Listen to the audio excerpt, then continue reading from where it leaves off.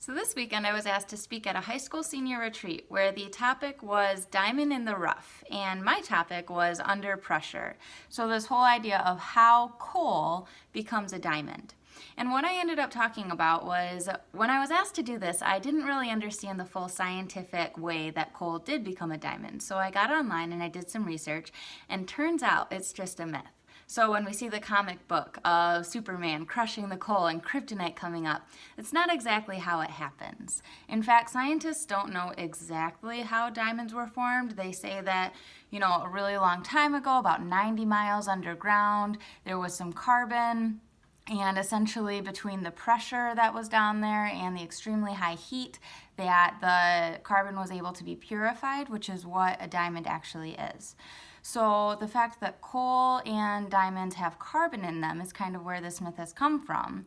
But the amount of heat and pressure that's required, it's actually not really true that it's too common that coals do, because coals also have things like nitrogen and oxygen and all these different elements that end up not making it pure. So when we look at heat, we think of passion, we think of purifying, right? We have the purifying flames of purgatory. And when we think of ourselves as we have this base element of ourselves, right? We are temples of the Holy Spirit. We were originally created in likeness of God. And so now we have these impurities that through passion, through this pressure that the world gives us, we're able to filter out those impurities.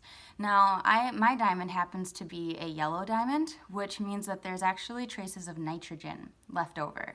So my diamond technically has impurities in it, but it doesn't make it any less beautiful.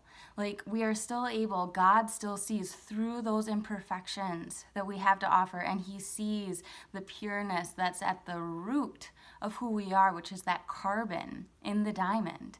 And He takes that and He's able to utilize it for His beauty, for His glory.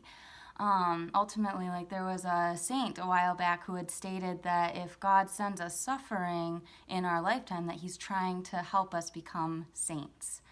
So I had converted Catholic at 21. If you followed my blog, you'd know that I got diagnosed with a brain tumor, had brain surgery. My brother passed away 2 days after the surgery.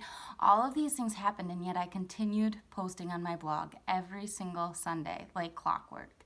I have a post from the hospital room. I have a post from the bed when I was in recovery. I have a post from my brother's funeral.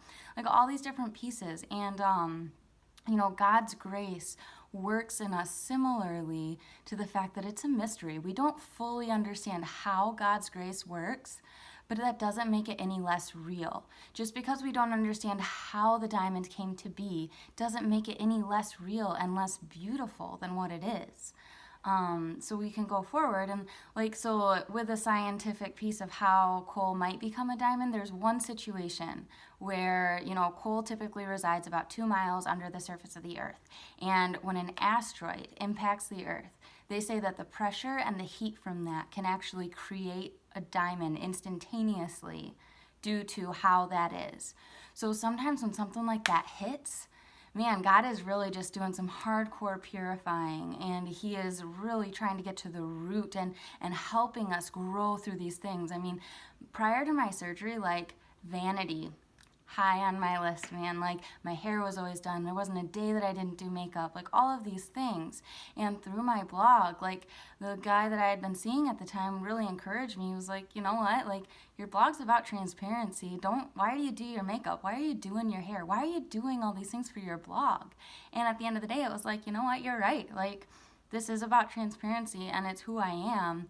And, God sees all past through all of the imperfections, and He sees the beauty that He created in His creation. So I just want to encourage you to continue to pray, continue to seek the Lord with your local priest or pastor, whoever you're seeing, and just continue to seek Him through that and allow Him to help you through those pieces, those purifying pieces of whatever your struggle is. We all have our own crosses.